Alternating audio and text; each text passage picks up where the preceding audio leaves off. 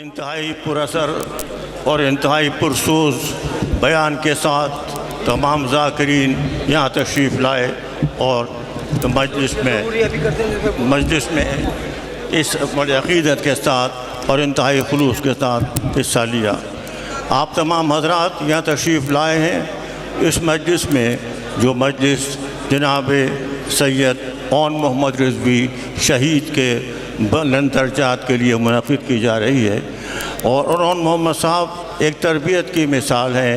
ان کے والد گرامی جناب سید ابو محمد رضوی صاحب اس تمام تر شہر کے لوگوں کے جاننے والے اور سب ان سے واقف ہیں کہ انہوں نے عزاداری میں کتنا حصہ لیا۔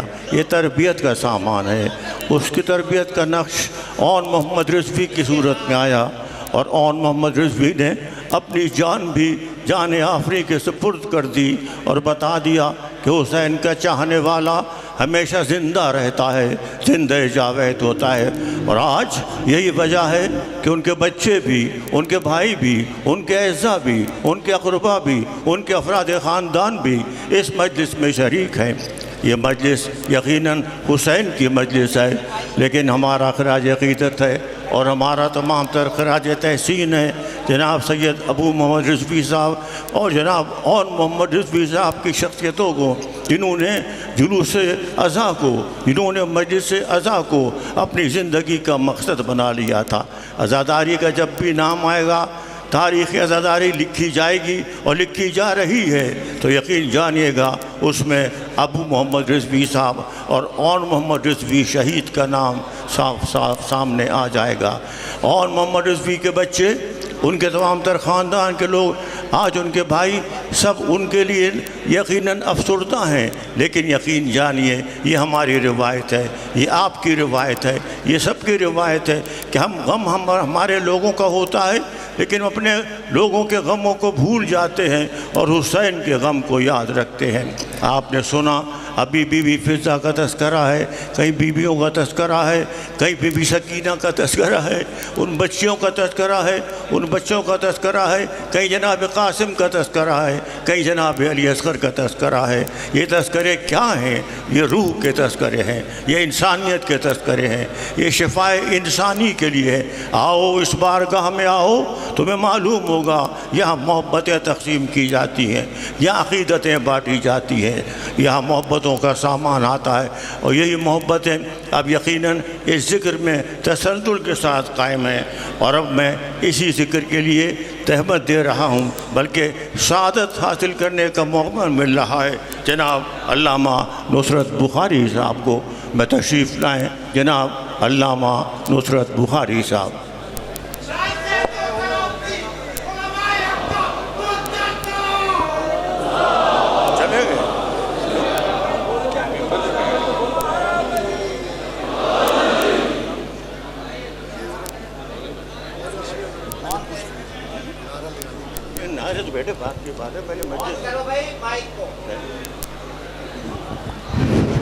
نعرہ تکبیر، اللہ اکبر، نعرہ رسالت، یا رسول اللہ، نعرہ حیدری، یا علی، بلند صلوات۔ اللہم صلی علی محمد اللہ۔ جناب علامہ نصرت بخاری۔ ایک سورہ فاتحہ 3 دفعہ سورہ توحید پڑھ کر تمام مومنین، مومنات، محرومین، تمام علماء، تمام شہداء، خاص طور پر جس شہید کی مجلس اور اصالِ ثواب کے لیے ہم لوگ یہاں جمع ہوئے ہیں، سید اون محمد رضوی اور ان کے والد بزرگوار ابو محسن، جو ابن سید ابو محمد رضوی اور استاد شہید سبت جعفر شہید عارف حسینی کی روح کو پڑھ کر بخش دیں۔ بسم اللہ الرحمن الرحیم۔ الحمدللہ رب العالمین الرحمن الرحیم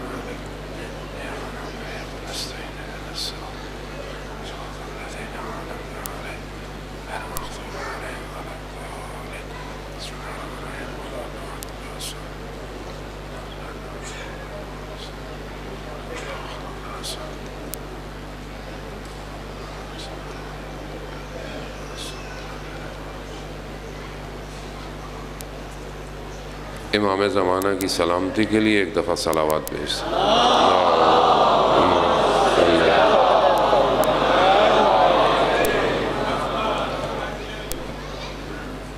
حول ولا قوة إلا بالله العلي العظيم حسبنا الله ونعم الوكيل نعم المولى ونعم النصير أعوذ بالله من الشيطان الرجيم بسم الله الرحمن الرحيم الحمد لله الذي يؤمن الخائفين وينجي الصالحين ويرفع المستضعفين وجزاء المستكبرين ويهلك ملوكا ويستخلف آخرين والصلاة والسلام على أشرف الأنبياء المرسلين نبينا سيدنا أبي القاسم محمد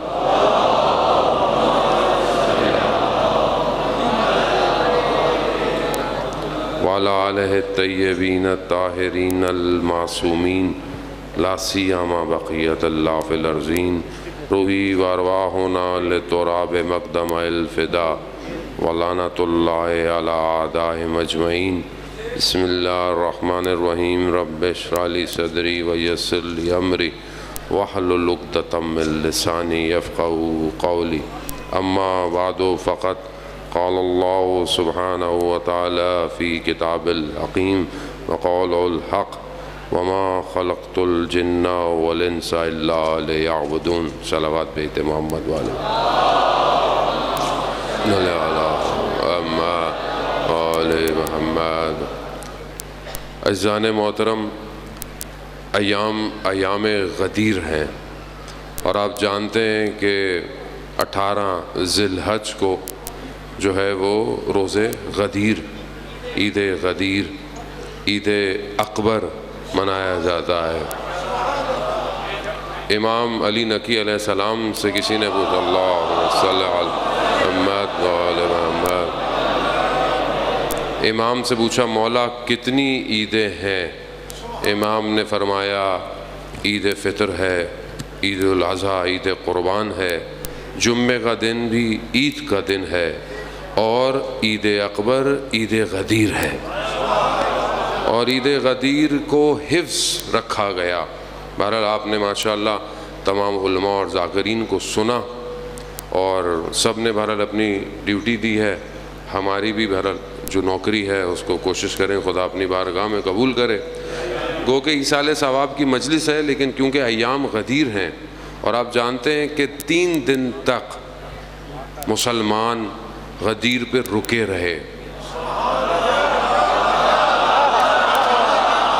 3 دن تک رکے رہے. یار دل چاہتا ہو یا نہ چاہتا ہو رکے رہے. خیمہ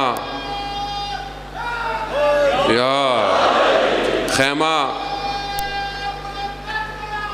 اللہم صلی علی محمد، خیمہ لگا رہا اور ہاتھ پہ بیعت ہوتی رہی. اب یہ آج تیسرا دن ہے تو بہرحال آج بھی عید ہی کا دن ہے. گو کہ شہید کی جو مجلس ہوتی ہے اس میں اتنا غم نہیں ہونا چاہیے. شہادت تو ورثہ ہے، شہادت موت تھوڑی ہے، حیات ہے. تو اسی لیے بہرحال آپ خوشی میں رہیں اور انشاءاللہ بہرحال جو مصائب اپنے ہیں، کیونکہ وہ تو جن پر آنسو بہائے جاتے ہیں وہ غم اپنی جگہ، لیکن یہ آنسو خود حیات ہیں. اگر یہ آنکھوں میں آنسو نہ ہوں، جیسے ہمارے سید بزرگوار نے مصائب پڑھے اور آپ کو شام جو ہے وہ لے گئے، میں بہرحال کوشش کروں گا کہ آپ کو نجف لے کے جاؤں.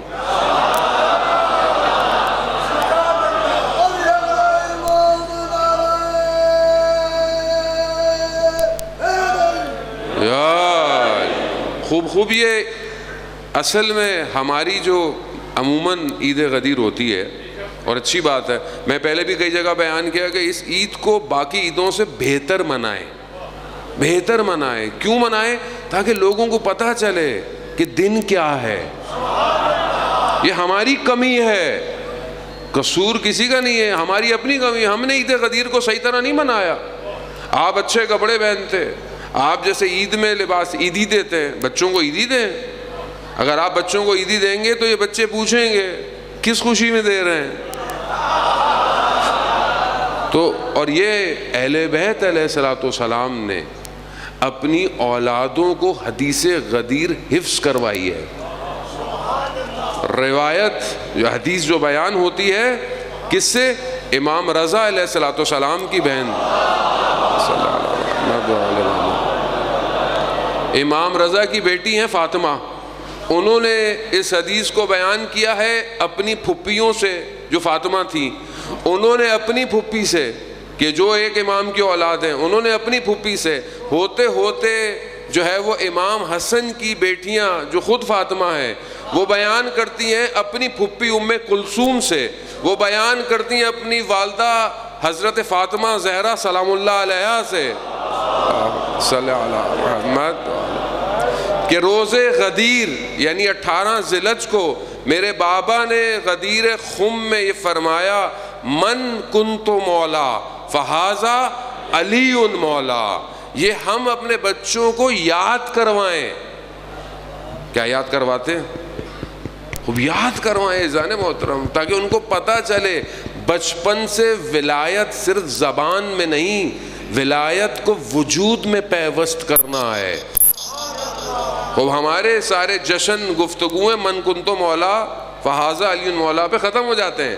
آگے کیا ہے کسی کو نہیں پتا.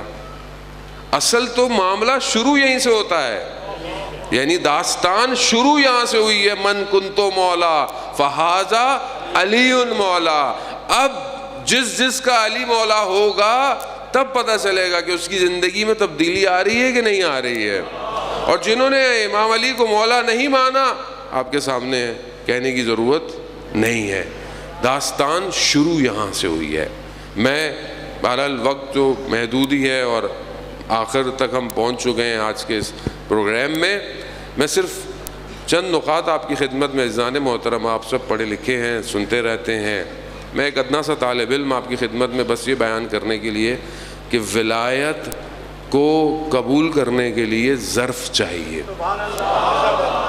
ہر کوئی ولایت کو قبول نہیں کر سکتا, اور جنہوں نے ولایت کو قبول کیا ہے وہ روز روشن کی طرح چمکے ہیں. اسی ولایت کو قبول کرنے کے لیے بہرحال میں سہارا لوں گا کہ یہ ولایت ہے کیا جو رسول خدا نے فرمایا کہ من کنتو مولا, میں جس کا مولا. کس نے فرمایا؟ رسول خدا نے. کیا رسول ہمارا مولا ہے؟ کیا رسول ہمارا مولا کے معنی کیا ہے؟ خوب ولی جو ولایت رکھتا ہے. خوب یہ ولایت ہے کیا؟ خوب یہ ولایت ہے کیا؟ خوب قرآن کہہ رہا ہے انما ولیکم اللہ, کہ بے شک, یعنی قرآن حصار کھینچ رہا ہے. حصار کسے کہتے ہیں؟ یعنی اس سے باؤنڈری سے باہر کوئی اور چیز نہیں ہے. کہ میں یعنی کیا ہے کہ اللہ تمہارا ولی ہے. اور کون ہے؟ رسول ہے. اور کون ہے؟ جنہوں نے رکوع کی حالت میں, اس سے باہر ولایت. خوب اب یہاں ولایت کو سمجھیں, پہلے خدا کی ولایت کو, پھر رسول کی ولایت کو, پھر علی سمجھ میں آئے گا.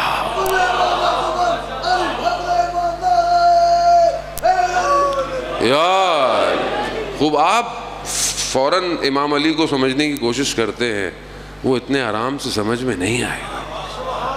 پہلے اللہ کو تو سمجھیں, توحید کو تو سمجھیں, لا الہ الا اللہ کو سمجھیں, اس خالق کو کہ جس کے لیے ساری حمد و ثنا ہے, سب کچھ اسی کے لیے ہے. وہ علیم ہے, وہ خبیر ہے, وہ سمیع ہے, وہ بصیر ہے, اس کے علم نے احاطہ کیا ہوا ہے.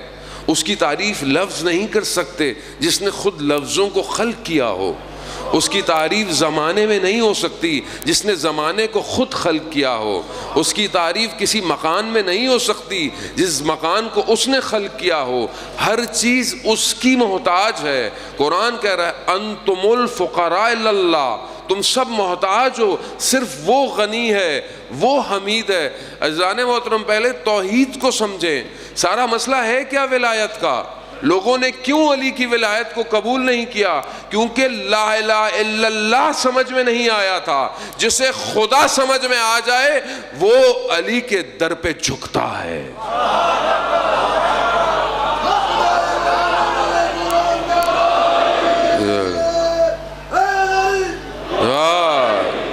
خدا ہی سمجھ میں نہیں آیا، خدا ہی کی گفتگو نہیں ہوئی، لوگوں نے خدا تک پہنچنے نہیں دیا لوگوں کو۔ آج پوری دنیا کے اندر مسائل کیا ہیں؟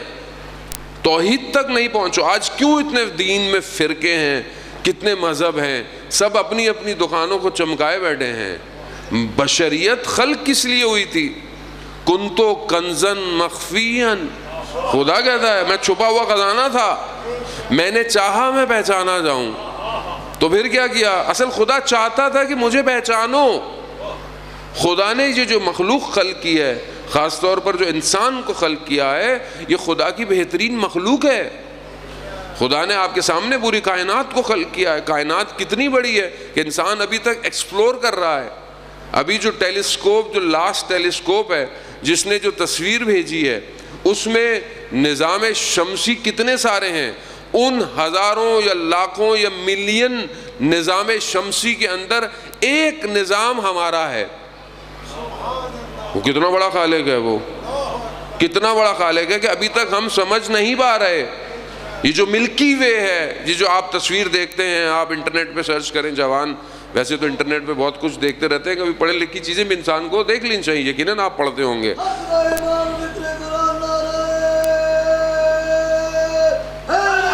یار نعرہ مارے، بے شک مارے، نعرے اوپر جاتے ہیں، لیکن بہرحال نعرے کا بھی اپنا سیٹ اپ ہوتا ہے، کہیں نہ کہیں نعرہ لگانا چاہیے۔ مجھے گفتگو کرنے دے، میرے پاس ٹائم بہت تھوڑا سا ہے۔ عزیزان محترم، اس ملکی وے کے اندر اگر آپ دیکھیں تو ایک قطرہ یہ نظام شمسی ہمارا ہے، جس میں سورج ہے، جس میں اتنے سارے سیارے ہیں، اس میں یہ دنیا ہے۔ اس دنیا میں کہیں پاکستان ہے، کہیں پاکستان میں ہم یہاں بیٹھے ہوئے ہیں۔ اس قطرے کے اندر قطرہ، قطرے کے اندر قطرہ، قطرے کے اندر قطرہ، اس میں کہیں ہماری کیا حیثیت؟ اور اتنا بڑا نظام کہ انسان ابھی تک اسے دیکھ رہا ہے، اور یہ صرف مادہ ہے، میٹر ہے۔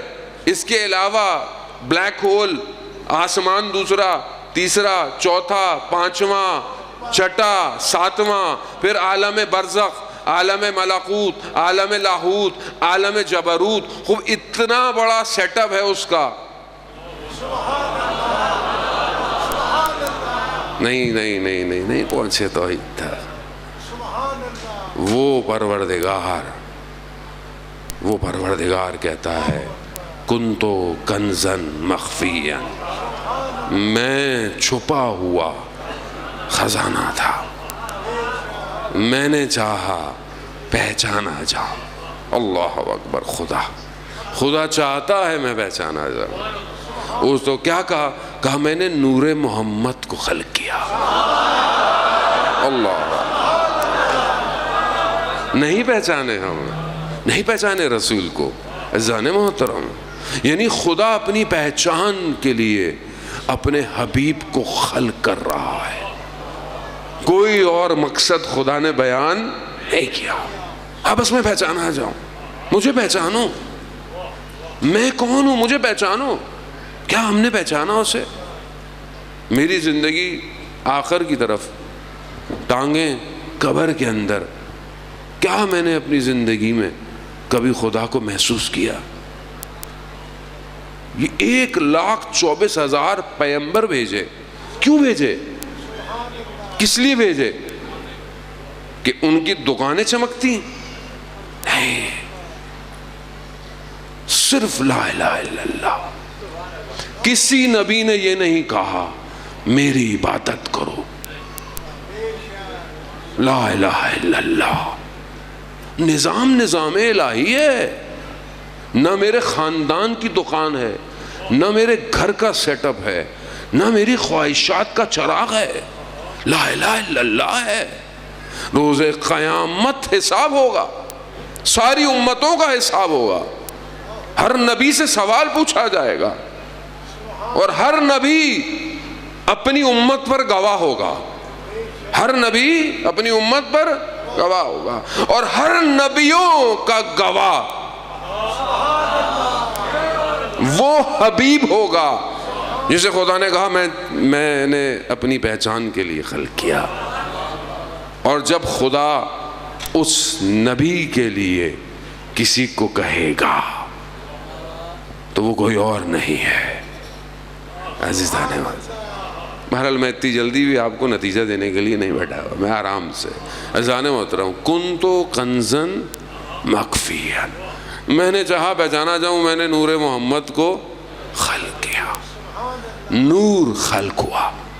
وہاں رسول خدا کیا فرماتے ہیں؟ میں اور علی ایک نور سے.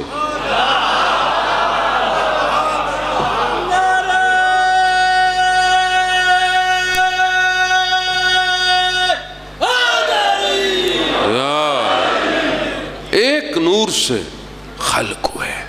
عزیزان محترم, خوب داستان رشتہ داری کی نہیں ہے, داستان نظام الہی کی ہے. خدا جسے چاہتا ہے اپنے نظام کے لیے خلق کرتا ہے, یہ خدا کی مرضی ہے. مولا کائنات اپنی مرضیوں کے لیے خلق نہیں ہوئے.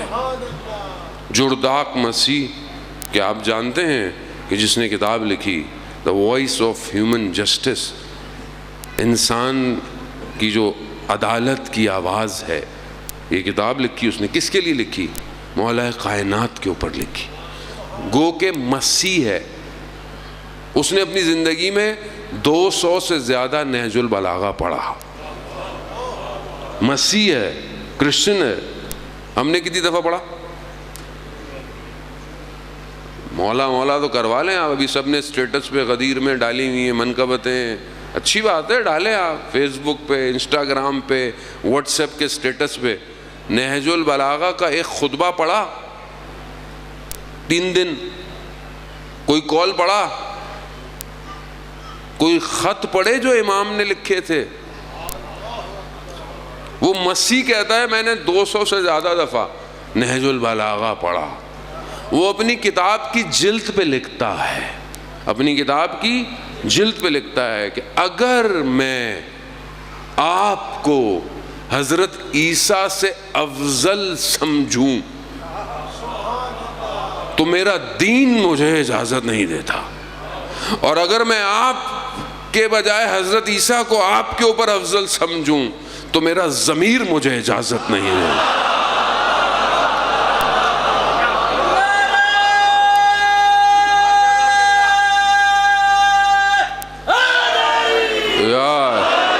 بھائی یہ جرداق مسیح نے کہا ہے. ہمارے ملک میں تو چلتے پھرتے ایف آئی آر کاٹ دیتے نا بھائی کہ توہین رسالت نعوذ باللہ ہوگا. جرداق مسیح نے کہا ہے, اس کی کتاب ہے, اور یہاں کوئی توہین خدا نہ خواستہ نہیں ہے. میں پہلے ہی بتا دوں کیونکہ آج کل بازار بہت گرم ہے, محرم سے پہلے ویسے بھی, اس لیے پہلے بتا دو سب کو کہ بھائی ایسا ہے.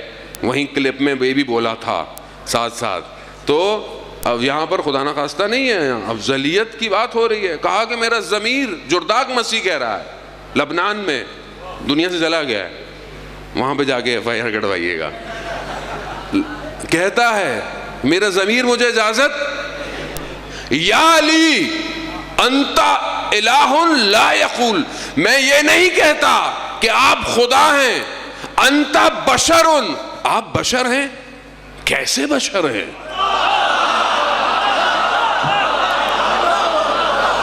میں یہ نہیں کہتا کہ آپ الہ ہیں, آپ بشر ہیں, مگر کیسے بشر ہیں؟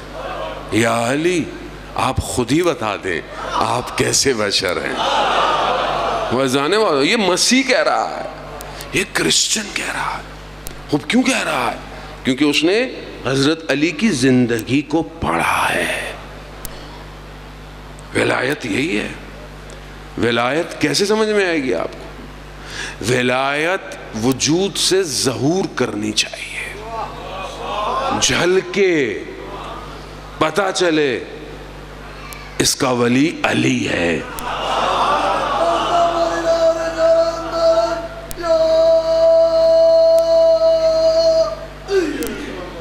یا علی یا علی, نعرہ مار دیں بھائی, ایک دی محنت کر رہے ہیں. یا علی. وزان محترم, یار خوب یہ ولایت جو الہی ہے، یہ ولایت ذاتی نہیں ہے۔ ہم اگر کسی ولایت کے لیے جمع ہوتے ہیں، یہ ہماری ذاتی ولایت نہیں ہے۔ انما ولیکم اللہ، اللہ تمہارا ولی ہے۔ جیسا اللہ ولی ہے ویسا رسول، اور جیسا رسول ولی ہے ویسا علی۔ کیوں؟ کیونکہ رسول نے کہا من کنت مولا فہذا علی مولا۔ اب یہاں بہرحال ہم تاریخ میں نہیں جاتے، ہمیں کیا ضرورت ہے کہ ہم بہت ماضی کو ہی تکرار کرتے، ہم آگے آتے ہیں، آگے بڑھے۔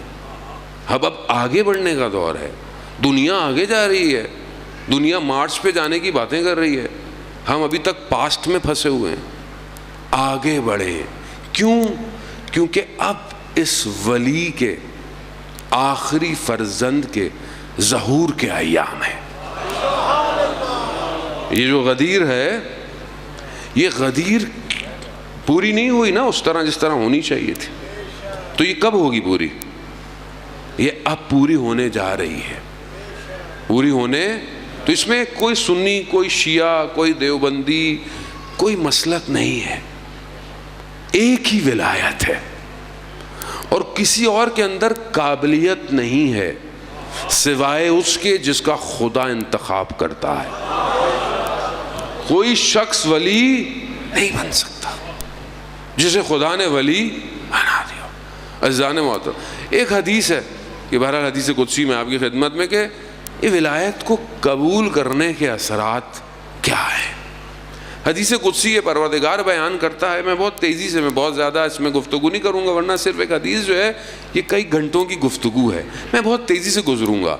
عزیزان محترم، پروردگار کہتا ہے کہ اگر کوئی میری رضا پر راضی ہو جائے، میری رضا پر راضی ہو جائے، میں اس کے وجود میں 3 خصلتیں ایجاد کرتا ہوں، 3 خوبیاں، 3 کوالٹیاں۔ بس یہ غور طلب ہے، تھوڑی سی آپ کی توجہ کا میں طلبگار ہوں۔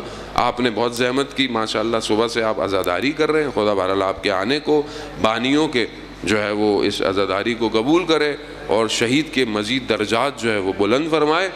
بہرحال مجھے اور بھی لوگوں نے بولا تھا فاتحہ کے لیے، بہرحال پروردگار ان کے مرحومین کی بھی مغفرت فرمائے، بیماروں کو شفا عطا فرمائے۔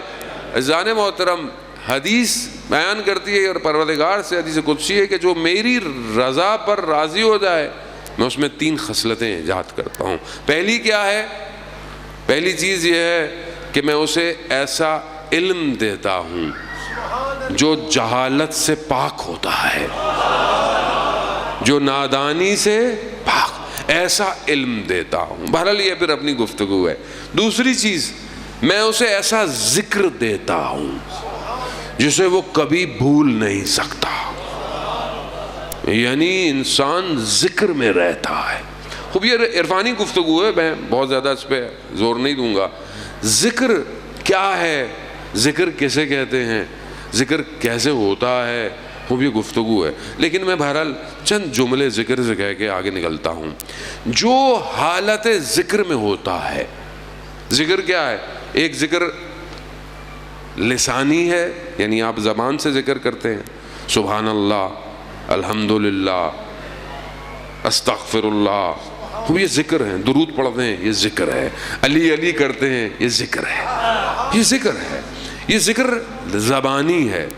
ایک ذکر اعضاء و جوارح کا ہے، یعنی آپ کا پورا وجود ایسے آغام کرتا ہے جو ذکر میں رہتے ہیں۔ یعنی کیا؟ یعنی ہر وقت بندگی میں ہے، گناہ نہیں کرے گا، ہاتھ نقصان نہیں، آنکھ نامحرم کو نہیں دیکھے گی، کیوں؟ ذکر میں ہے۔ زبان غیبت نہیں کرے گی، کیوں؟ ذکر میں ہے، اور جو ذکر میں رہتا ہے۔ اور پھر جو سب سے ہائی کلاس ذکر ہے وہ قلبی ذکر ہے، وجود ذکر کرتا ہے، اور ہم سب کا وجود ذکر کرتا ہے۔ ہمیں آواز نہیں آتی، پتے ذکر کرتے ہیں، پتھر ذکر کرتے ہیں۔ اس لیے معصوم کی روایت ہے کہ جو ہماری پتھر بھی ولایت پہ قائم رہے گا، قیامت میں وہ بھی ہمارے ساتھ محشور ہوتا ہے۔ یہ ذکر ہے جان محترم، وہ ہمیں آواز نہیں آ رہی۔ یسبح للہ ما فی السماوات و ما فی الارض، زمین اور آسمان کیا کر رہا ہے؟ تسبیح کر رہا ہے۔ مگر اس کو تسبیح سکھائی کس نے ہے؟ ملائکہ تسبیح کر رہے ہیں، یہ تسبیح سکھائی کس نے؟ جانو میں بہت زیادہ ڈرتا ہوں کہیں کو ہمارے اوپر ہی کو فتوے نہ لگا بیٹھے ہیں۔ وہ یہ ذکر کسی نے سکھایا ہے۔ وہ بس میں جو حالت ذکر میں رہتا ہے وہ آیات الہی کو دیکھتا ہے۔ آیات الہی کیا ہے؟ صرف آیت اللہ آیات الہی نہیں ہوتا، آیات الہی یعنی اللہ کی نشانیاں۔ جو ذکر میں رہتا ہے اسے خدا اپنی نشانیاں دکھاتا ہے، اور جو ذکر سے باہر ہوتا ہے وہ عالم غفلت میں آ جاتا ہے، اور جو عالم غفلت میں آ جائے اسے اللہ کی نشانیاں نظر نہیں آتی۔ وہ غدیر میں بھی ہوتا ہے، اسے اللہ کی نشانیاں نظر نہیں آتی۔ کیوں؟ حالت ذکر سے۔ یہ جو ہم غلطیاں کرتے ہیں، میں آپ کو تو نہیں کہہ سکتا اپنے آپ، یہ جو میں کوتاہی کرتا ہوں، یہ جو مجھ سے غلطی سے کوئی نہ کوئی ایسا کام ہو جاتا ہے جو ناپسندیدہ ہے، کیوں ہوتا ہے؟ کیونکہ میں ذکر سے باہر آ جاتا ہوں۔ آپ اپنے اوپر ٹیسٹ کریں، جب بھی آپ سے کوئی غلطی ہو، میں آپ کو گستاخی نہیں کر سکتا، لیکن عالم غفلت میں، غفلت کیا ہے؟ اندھیرا ہے، تاریکی ہے، اور یہ تاریکی انسان کو گناہوں کی طرف لے جاتی۔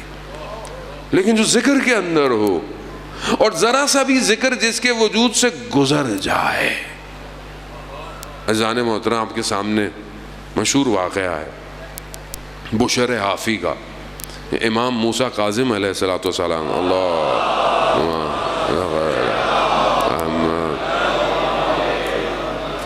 امام گزر رہے تھے گلی سے، دیکھا ایک کنیز باہر کچرا رکھنے آئی، گھر سے گانوں کی آوازیں آ رہی تھیں، لہو لعاب گھر سے آ رہا تھا۔ امام نے کنیز سے پوچھا کس کا گھر ہے؟ غلام کا گھر ہے یا آزاد کا گھر ہے؟ کہا کہ مولا آزاد ہے میرا مالک۔ امام نے ایک جملہ فرمایا، کہا اگر غلام کا گھر ہوتا تو یہ آوازیں نہ آتی۔ بس یہ کہہ کر کنیز اندر گئی، جیسی اندر گئی تو مالک نے پوچھا کیوں دیر ہوئی؟ کہا امام گزرے اور انہوں نے، اب یہ جملہ کنیز نے کہا ہے، آپ ذکر کی تاثیر دیکھیں۔ اسی لیے تو اہل بیت نے کہا، جب قرآن چھٹے امام کی خدمت میں بریکٹ کھولتا ہوں تاکہ آپ کا بھی ذہن باہر نہ جائے، بریکٹ کے اندر جب کسی نے چھٹے امام سے کہا کہ مولا یہ جو آیت ہے الا بذکر اللہ تطمئن القلوب، آگاہ ہو جاؤ کہ اللہ کا ذکر دلوں کو اطمینان دیتا ہے، مولا یہ کون سا ذکر ہے؟ تو امام نے کیا فرمایا؟ نحنو ذکر اللہ، ہم اللہ کا ذکر ہے۔ گھبراتے کیوں ہیں؟ ذکر ہے۔ یہاں جملہ امام نے دیا، کنیز نے بتایا، کیا کہا؟ کہا وہ یہ کہہ رہے تھے کہ غلام کا گھر ہے، آزاد کا گھر ہے۔ تو میں نے کہا کہ یہ آزاد کا گھر ہے۔ جملہ سننا تھا امام کا کہ اگر یہ غلام کا گھر ہوتا۔ بشر حافی ننگے پاؤں دوڑا، گلی کے کونے پر امام کے قدموں میں گر کر خدا کی بارگاہ میں توبہ کی اور اپنے زمانے کا ولی بن گیا۔ ننگے پاؤں توبہ کی تھی، جس راستے پر چلتا تھا جانور بھی راستہ خراب نہیں کرتے تھے۔ ذکر عزیزان محترم، خدا کیا کہہ رہا ہے؟ جو میری رضا پہ راضی ہو جائے میں اسے 3 خصوصیتیں، پہلی علم دیتا ہوں جو نادانی سے پاک ہو، ذکر دیتا ہوں جسے وہ بھول نہیں سکتا، تیسری میں اسے اپنی ایسی محبت دیتا ہوں جو دنیا کی مخلوقات کی ساری محبتوں کو توڑ دیتی ہے۔ عزیزان محترم، خوب یہ محبت الہی ہے. حدیث یہاں پہ خصلتوں پر ہے, اس کے بعد حدیث شروع ہوتی ہے. بس میں تیزی سے آپ کو جو ہے اذان محترم بیان کرتا ہوں. خدا فرماتا ہے کہ میں, کیونکہ وہ مجھ سے محبت کرتا ہے تو میں اسے اپنی محبت دیتا ہوں. اب ہوتا کیا ہے کہ جس کے دل میں خدا کی محبت آ جائے, ولایت آسان نہیں ہے اذان محترم, جس کے دل میں خدا کی محبت آ جائے, خدا کہتا ہے میں اس کے قلب کو اپنے جلال سے روشن کرتا ہوں, میں اپنے جلال سے روشن کرتا ہوں, میں اپنے مخفی بندوں کو اس کے اوپر عیاں کر دیتا ہوں, میں اسے اپنا کلام سناتا ہوں, میں ملائکہ کی گفتگو, یہ سب کے لیے. ہاں, جو بھی ان 3 باتوں پہ عمل کرے گا ملائکہ کی آواز سن سکتا ہے. پھر خدا کہتا ہے کہ میں ملائکہ کی آواز سناؤں گا, اور میں رات کی تاریکی میں اور روز روشن میں اس سے نجوا کرتا ہوں, گفتگو کرتا ہوں چھپ کے. خدا کہہ رہا ہے, نہیں ہے اذان محترم, توحیدی مجمع نہیں ہے یہ, توحید ہے. خدا کہہ رہا ہے کہ میں رات کی تاریکی میں, روز روشن میں اس سے گفتگو کرتا ہوں, چھپ کے بات کرتا ہوں, اس کا اٹھنا بیٹھنا چلنا پھرنا اس ذکر کو ختم نہیں ہونے دیتا. میں اسے دنیا کے تعلقات سے توڑوا دیتا ہوں, میں اس کے رشتے چھڑوا دیتا ہوں.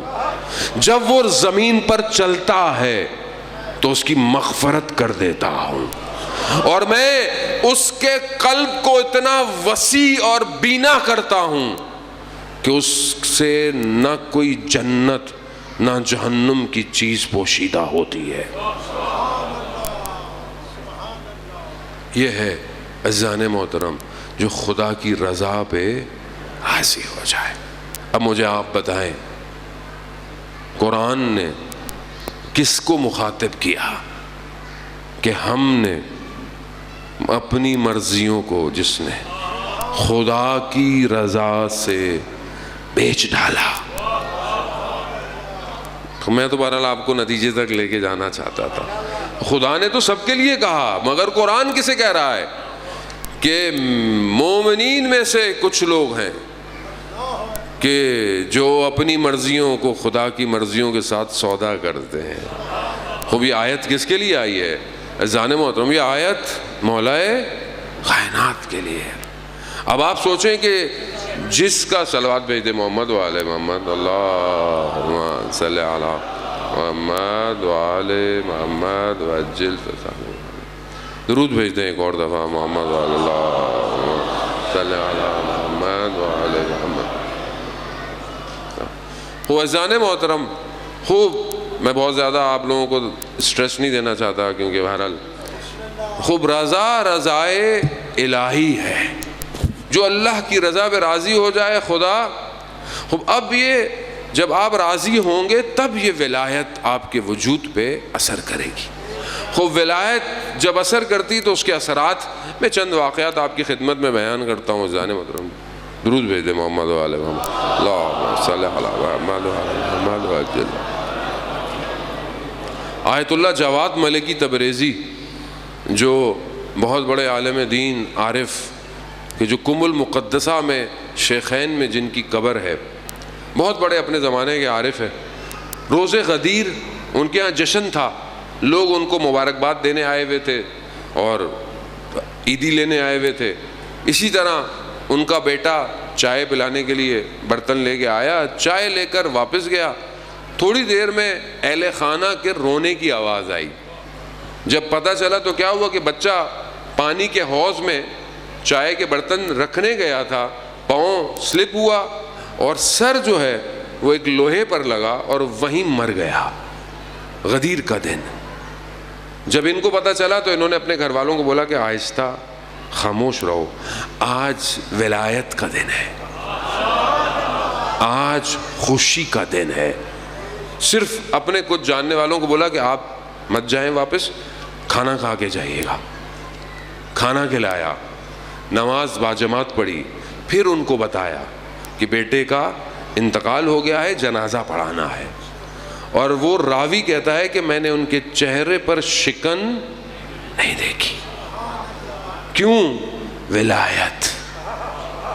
یہ ہے ولایت. یہاں ذرا سی مصیبت آ جائے پاؤں اکھڑ جاتے ہیں. وہ کیسی ولایت؟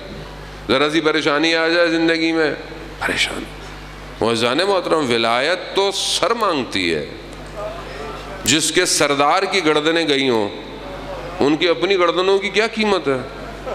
خوب انسان کو ولایت کے لیے اپنے آپ کو بہت اوپر لے کر آنا پڑتا ہے. خوب یہ ولایت آسان نہیں، مگر اپنے آپ کو کچھ نہ کچھ کرنا پڑتا ہے. ہم نے مولا کائنات کے لیے کیا کیا؟ ہم نے وقت کے امام کے لیے کیا کیا؟ چلیں آپ بولیں ہم غدیر میں نہیں تھے، ہم کوفہ میں نہیں تھے، ہم مدینہ میں نہیں تھے، ہم کربلا میں نہیں تھے. خوب نہیں تھے، ابھی تو ہیں. 2023 آج دنیا کہاں پہنچ رہی ہے؟ آرٹیفیشل انٹیلیجنس کا دور ہے. انسان روبوٹ اور مشین کی طرح آگے کی طرف بڑھ رہا ہے. آج کے دور میں ہمارا امام کون ہے؟ آپ سے کیا پوچھا جائے گا؟ آپ سے کیا امام علی کے بارے میں پوچھا جائے گا؟ یہ تو پوچھا جائے گا امام کون ہے، لیکن آپ سے یہ نہیں پوچھا جائے گا کہ کوفہ والوں نے امام کے ساتھ کیا کیا. کوئی نہیں پوچھے گا آپ سے. آپ سے یہ پوچھا جائے گا کہ 2023 کے دور میں اپنے امام کے لیے کیا کیا تم نے؟ پوچھا جائے گا. آج ہم کہتے ہیں نا کہ کیسے لوگ تھے، امام کو اکیلا چھوڑ دیا. امام کو اکیلا. امام کا نہج و بلاغہ امام کی دل کے خون کی آواز ہے. امام کہتے ہیں میں ان سے کہتا ہوں لڑو، یہ کبھی کہتے ہیں سردیاں ہیں، یہ کبھی کہتے ہیں گرمیاں ہیں، یہ بہانے کرتے ہیں. ہم بھی کہتے ہیں کیسے لوگ تھے. کہنا تو بڑا آسان ہے، کیسے لوگ تھے. جب ہم مر جائیں گے تو لوگ یہی بولیں گے کیسے لوگ تھے. اپنے امام کے دور میں امام کے ظہور میں تاخیر کا باعث بن رہے تھے. کیسے لوگ تھے. ہماری اولادیں کہیں گی یہ کیسے تھے ہمارے آباء و اجداد جن کی وجہ سے ظہور دیر ہو سکے. اذان موت. خوب یہ تبھی ہوگا کہ جب ہم ولایت کو اپنے اوپر قبول کریں گے. ولایت کو قبول کریں. علامہ امینی رضوان اللہ تعالیٰ علیہ، کہ آپ جانتے ہیں جو صاحب غدیر ہیں، جنہوں نے غدیر جو ہے وہ کتاب لکھی. کتنے سال میں لکھی؟ 30 سے 40 سال کہتے ہیں کتاب لکھی. 30 سے 40 سال ایک کتاب. کس کے لیے؟ امام علی کے فضائل. جہاں جہاں تھے دنیا میں جمع کیا. کئی شہروں ملکوں میں سفر کیا. کتنے لوگوں نے سفر کیا. اور مقام کیسا ہے کہ شخص اس زمانے میں، کیونکہ حکومت جو ہے وہ طاغوتی حکومت ہے، کوئی افسر تھا، اس کا بیٹا بیمار ہو گیا. ڈاکٹروں نے جواب دے دیا، کہا لے جاؤ یا پڑے رہو، کوئی فائدہ نہیں ہے. اس نے علامہ امینی کو خط لکھا، کہا کہ میرا بیٹا شدید مریض ہے، ڈاکٹر جواب دے چکے ہیں. جس مولا کے لیے آپ شہر شہر ملک ملک جاتے ہیں، مجھے میرا بیٹا اس مولا سے دلوا دے. انہوں نے خط کو الٹا کیا، بسم اللہ لکھی، کہا جاؤ تمہیں مولا نے تمہارا بیٹا دیا. یہاں خط گیا، یہاں ابا اوڑی، نجف مولا کا حرم، زری کے سامنے زیارت جامع کبیرہ پڑی اور کہا مولا عزت رکھ لیجئے گا، ایک حوالہ بھیجا ہے. وہ تھوڑے دنوں بعد تحفے تحائف لے کر آ گئے. کہا کہ بیٹے کو شفا ہو گئی ہے. خوب یہاں رابطہ ہے. یہاں صرف علی لکھیں تو شفا ہے، لیکن یہاں جانا پڑتا ہے، اپنے آپ کو گرانا پڑتا ہے. مقدس اردبیلی کے جن کی امام زمانہ سے کئی ملاقاتیں ہیں، کئی ملاقاتیں. شخصیت کتنی بڑی ہے کہ ایک عالم کہتے ہیں میں نے ان کے مرنے کے بعد خواب میں دیکھا کہ مولا امیر کے حرم میں زمین سے باہر نکل رہے ہیں اور بدن سے نور ٹپک رہا ہے. میں نے کہا یہ مقام کیسے ملا؟ تو زری کی طرف اشارہ کیا، انا مدینۃ العلم وعلی بابا. یہ ہے دروازہ علم کا، اور اسی کے ماننے والوں کے پاس علم نہ ہو، شعور نہ ہو، بصیرت نہ ہو، کہاں جائیں گے پھر؟ اور مقدس اردبیلی کی ایسی شخصیت ہے، ہماری تو کسی بڑے آدمی سے ملاقات ہو جائے ہم تو پھولے نہیں سماتے. امام زمانہ پیچھے بیٹھے ہیں، ایک ہی سواری ہے.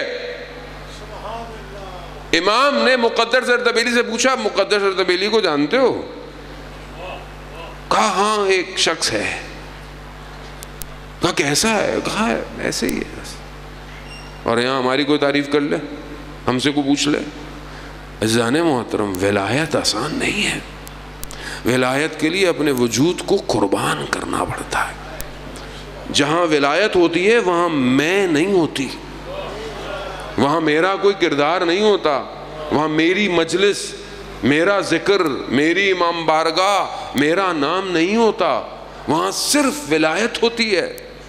یہی تو وجہ ہے کہ جب میثم تمار کو امام نے بتایا میثم وقت آئے گا، نیزے گھوپے جائیں گے، لٹکائے جاؤ گے، زبان قلم کی جائے گی. میثم نے یہ نہیں کہا کب، کہاں، کیسے. میثم نے صرف ایک بات پوچھی، مولا یہ بتائیے کیا میں حق پہ ہوں گا؟ کہا ہاں میثم تم حق پہ ہوگے. ایسا نہ ہو. ولایت یہی ہے. خوب اپنے وجود میں ولایت ایجاد کیجیے. خوب یہ تبھی ممکن ہے کہ جب ولی کا کلام تو سنیں. اب آپ چاہے جتنے بھی تھکے ہوئے ہوں، میں علماء سے معذرت کے ساتھ میں نہج البلاغہ کا ایک پیراگراف پڑھے یہاں سے نہیں جاؤں گا، کیونکہ قیامت میں مجھے جواب دینا ہے کہ تم اپنا قالا قالا تو کرتے رہے، تم نے قالا امیر المومنین کتنی دفعہ کیا. صلوات بھیج دے محمد و آل محمد.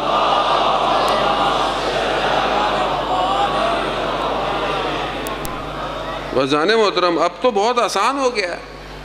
اب تو آپ بولے میں نہج البلاغہ کہاں سے اٹھاؤں، کیسے اٹھاؤں، کہاں سے ملے گی، کیسے ملے گی. بھائی موبائل میں اردو میں پڑھ لو، انگلش میں پڑھو، فارسی میں پڑھو، عربی میں پڑھو، کسی زبان میں پڑھو. میں بہرحال اسی اپلیکیشن سے آپ کے لیے خاص طور پہ جوانوں کی موٹیویشن کے لیے، تاکہ ہم دنیا جہان کی چیزیں پڑھتے ہیں، دنیا کے سٹیٹس پڑھتے ہیں، ساری خبریں دیکھتے ہیں. رات کو ایک ہی خبر کو 50 ٹی وی چینل پہ دیکھتے ہیں، گھماتے رہتے ہیں، پتہ نہیں کیا کیا سنتے ہیں. او بھائی یہ پڑھو، اس کلام کو پڑھو جو تمہارے وجود کو بدل دے گا.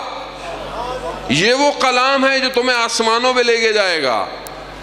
کوئی اور کلام نہیں ہے کلام الہی کے بعد. قرآن معجزہ الہی ہے، کلام الہی ہے. اس کے بعد اگر پوچھو شیعوں سے تو کہتے ہیں جی ہمارے پاس تو جی نہج البلاغہ ہے. وہ ہے کہاں؟ خطبہ نمبر 31 کا ایک حصہ میں آپ کی خدمت میں 31 کا ایک حصہ عزیزان محترم میں آپ کے لیے پڑھنا چاہتا ہوں کہ انسان جو ہے وہ اسے پتہ چلے کہ امام نے خطبہ 32 میں دنیا کی مذمت کی ہے اور دنیا میں کتنی قسموں کے لوگ ہیں انہیں بیان کیا ہے. میں سارے نہیں پڑھوں گا، خطبہ بہت بڑا ہے. میں صرف آخری قسم آپ کی خدمت میں پڑھانا چاہتا ہوں عزیزان محترم، تاکہ ہمیں پتہ چلے کہ امام جو ہے وہ کن لوگوں کا ذکر کر رہے ہیں. امام خطبے کے کہتے ہیں کہ کچھ آخری جو لوگ، کئی قسمیں امام نے بیان کی ہیں، وقت نہیں ہے، اگر ہوتا تو میں پڑھتا. امام آخری قسمت لوگوں کی بیان کرتے ہیں کہ اس کے بعد تھوڑے سے وہ لوگ رہ گئے جن کی آنکھیں آخرت کی یاد اور حشر کے خوف سے جھکی ہوئی ہیں. قالا امیر المومنین ہے، کیونکہ بہرحال مجلس ایصال ثواب کی بھی ہے اور آخر آہستہ آہستہ بہرحال ہمیں برزخ کی طرف جانا ہے عزیزان محترم. وہ امام کہتے ہیں کہ ایسے لوگ ہیں کہ جن کی آنکھیں آخرت اور حشر کے خوف سے جھکی ہوئی ہیں اور ان سے آنسو رواں رہتے ہیں.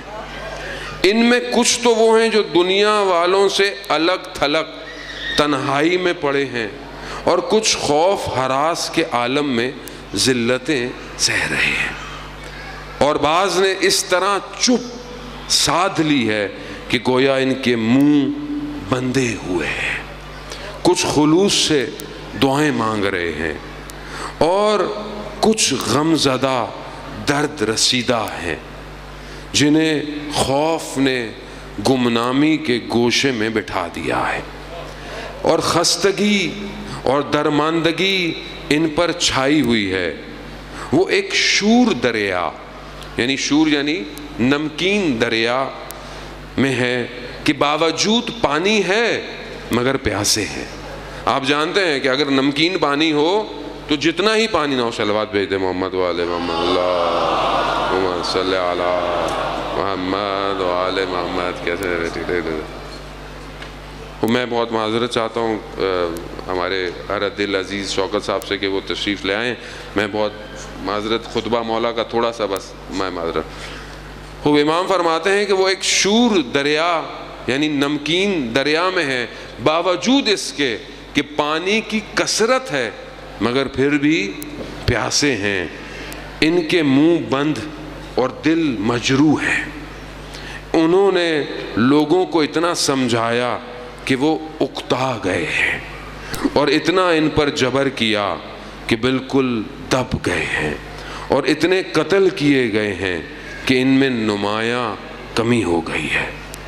اس دنیا کو تمہاری نظروں میں کیکر کے چھلکوں اور ان کے ریزوں سے بھی زیادہ حقیر اور پست ہونا چاہیے.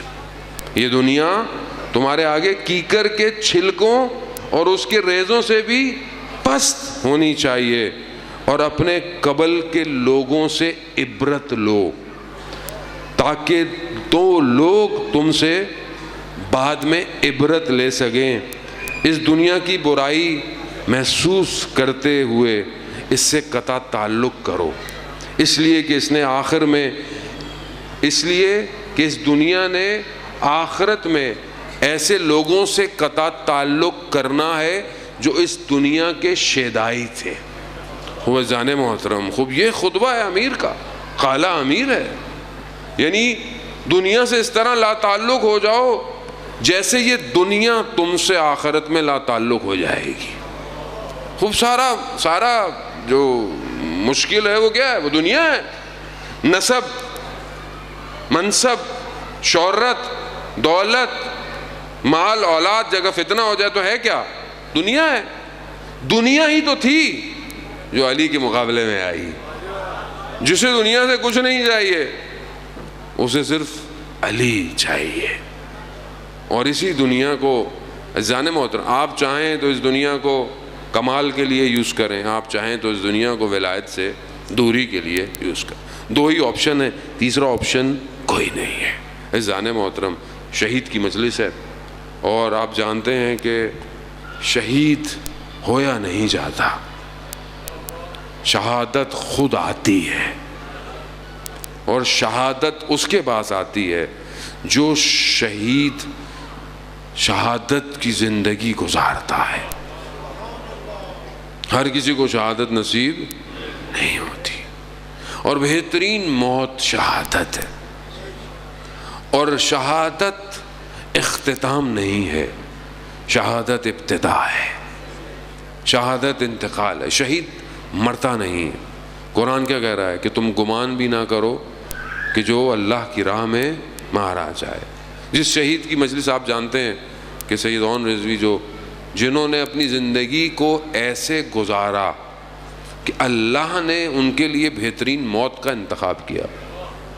یہ خدا نے, کیونکہ انہوں نے اپنی زندگی کو, خوب یہی فارمولہ ہے, یا حسینی بن کر شہید ہو جاؤ امام حسین کے راستے پر, یا زینبی بن کر زندہ رہو اور دین کی تبلیغ کرو.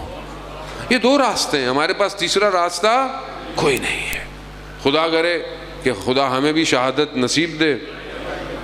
اللہم ارزقنا شہادہ. جان محترم خوف نہیں کھایا کریں. جس گولی پہ قیمت آپ کا نام لکھا ہے وہ گولی آپ کو لگنی ہے, کوئی نہیں روک سکتا. قرآن کہہ رہا ہے تم برجوں میں بھی رہو آسمانوں کے, موت نے آنا ہے. مولا نہج البلاغہ میں فرماتے ہیں تم مضبوط قلعوں کے اندر بھی رہو, موت آئے گی. اس سے بہتر کہ انسان کو شہادت کی موت ملے, اس سے بڑھ کر اور کیا چاہیے.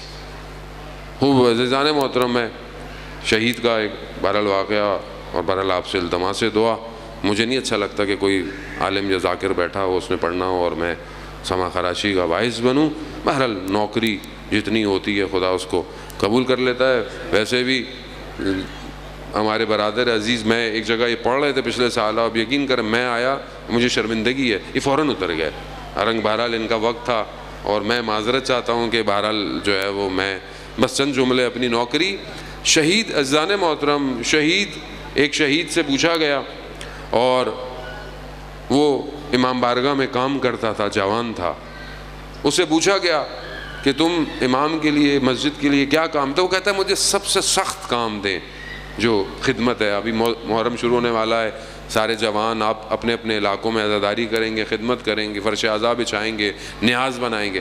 تو سب سے سخت کام نیاز تقسیم کرنا تھا، دیگ کو کاٹنا، تقسیم کرنا. تو وہ عالم دین کہتے ہیں، ہم اسے کہتے تھے کہ تم نے بہت کام کیا، تھک گئے ہو، خدا قبول کرے. تو کہتا ہے یہ کوئی کام نہیں ہے. وہ کہتا تھا کہ اگر کچھ کرنا ہے امام حسین کے لیے تو اپنی گردن دینی ہے، اگر کچھ کرنا ہے. عزیزان محترم، یہ گردن کی رگیں نازک ہیں، اس کی تربیت کریں کہ یہ اس راہ میں کٹیں جہاں زہرا کا لال شہید ہوا. وہ انسان ساری زندگی اپنی گزارتا ہے کہ انسان اچھا لباس پہنے، اچھی زندگی گزارے، اور ہماری سید زادی نے ایک کرتا اپنے بیٹے کے لیے بھجوایا. وہ کیا اہتمام کیا اپنے بیٹے کے لیے، کس طرح اپنی بیٹی کو یہ ساری وصیتیں کی، اور کس عالم میں کی. ٹوٹی ہوئی پسلیاں ہیں، بیٹیاں ماں کے بڑے قریب ہوتی ہیں.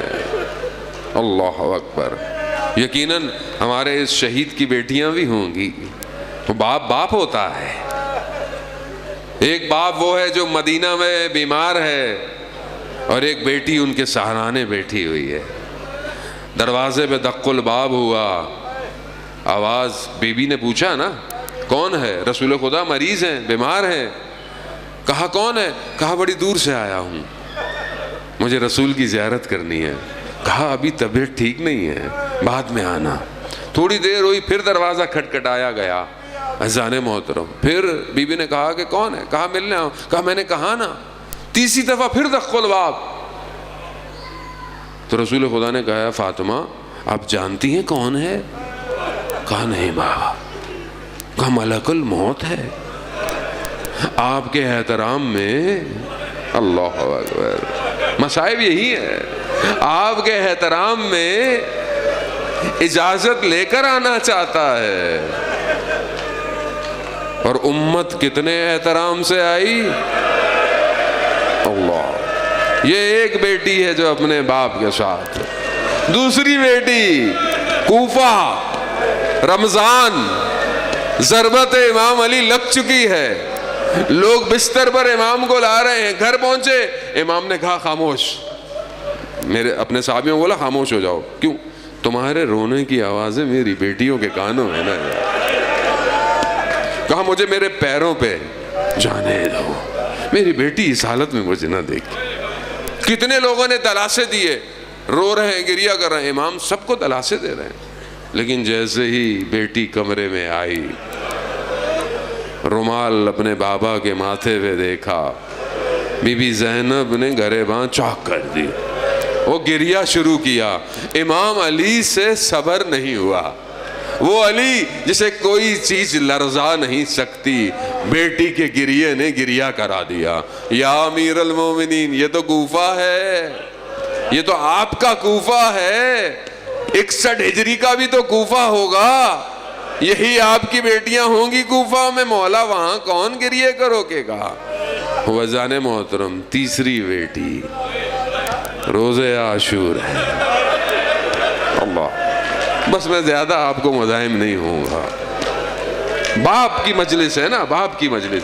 تیسری بیٹی، باپ سب سے رخصت ہو گیا. سواری چلنا چاہتی ہے. ایام محرم ہے نا، دل آپ کے آمادہ ہو رہے ہیں آہستہ آہستہ. کاروان کربلا پہنچ رہا ہے آہستہ آہستہ. وہ سواری نہیں چل رہی. کیا دیکھا؟ بچی ذوالجناح کے ساتھ چپکی ہوئی ہے. بیٹیوں والے ہیں نا آپ گھر سے باہر جاتے ہیں، بیٹی لپک جاتی ہے. بابا کہاں جا رہے ہیں؟ بابا کب آئیں گے؟ اور وہ بیٹی جو صبح سے دیکھ رہی ہو، جو گیا وہ واپس نہیں آیا۔ بھائی علی اکبر گئے، بھائی قاسم گئے، بھائی اونو محمد گئے، اور چچا عباس کا تو بدن بھی نہیں آیا۔ اس بیٹی نے اپنے بابا کو سینے سے لگایا۔ بابا مقتل لکھتا ہے، مقتل بیان کر، بابا ہمیں مدینہ واپس چھوڑا۔ امام کہتے ہیں بیٹا اب وقت نہیں رہا، بس سینے سے لگایا عزادارانہ۔ نہ جانے کس طرح بیٹی نے دیکھا ہوگا، بس جیسے ہی وہ باپ جب روئے زمین پر آیا، کہتے ہیں کہ یہ بیٹی دوڑتی ہوئی گئی۔ باپ کے جنازے پر بیٹیاں زینت ہوتی ہیں، مگر اس بدن پر بیٹیوں کو تماچوں سے دور کر دیا، تازے آنوں سے دور کیا۔ بس عزادارانِ محترم، بس اس کے بعد بیٹی خاموش ہے۔ بس میں مصائب نہیں پڑھا، بہرحال آپ سنیں گے اور آگے ایام ہیں، لیکن یہ بیٹی خاموش رہی اور سر نیزے پر دیکھتی رہی۔ آپ نے بازار شام کے مصائب سنے نا ابھی سید بزرگوار سے، بس یہ بیٹی خاموش دیکھتی رہی۔ کئی مقام پر بی بی زینب نے اپنے بھائی کے سر کو مخاطب ہو کر کہا، بھائیا اگر مجھ سے بات نہیں کرتے تو اپنی بیٹی سے بات کر، لیکن بیٹی خاموش ہے۔ شام کا زندان آیا، بیٹی خاموش نہ رہی، بابا بابا کرتی رہی۔ یزید لعین کے کانوں پہ آواز آئی۔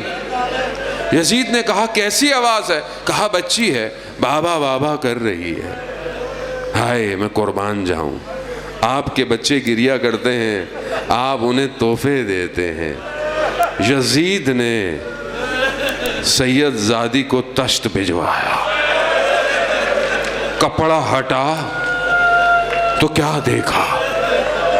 وہ گلشن زہرا کا پھول جس کی زلفیں خاک میں اٹی ہوئی تھی، جس کے لبوں پہ زخموں کے تازہ نشان تھے، خون کے پیشانیوں پر نشان تھے۔ بس جب اس بیٹی نے اپنے باپ کو اتنے قریب دیکھا نا، اس سے برداشت نہیں ہوا کہ اب سر کو اٹھایا، لبوں کو لبوں سے لگایا اور بیٹی شروع ہو گئی۔ وہ جو خاموشی تھی نا وہ ختم ہوئی۔ کہا بابا آپ کے جانے کے بعد خیموں کو آگ لگی، بابا دامن جل گیا، بابا نیزے لگ گئے، بابا اگر یہ مجھ سے کہتے تو میں گوشوارے خود دے دیتی۔ یہ کہتے کہتے بچی خاموش ہو گئی۔ انا للہ و انا الیہ راجعون۔ میرے غریب امام نے اسی لباس میں شام میں دفنا دیا، آج بھی بچی زندان میں ہے، وہی سے کہتی ہے اے میرے بابا کے زائرو، کربلا جانا میرا سلام۔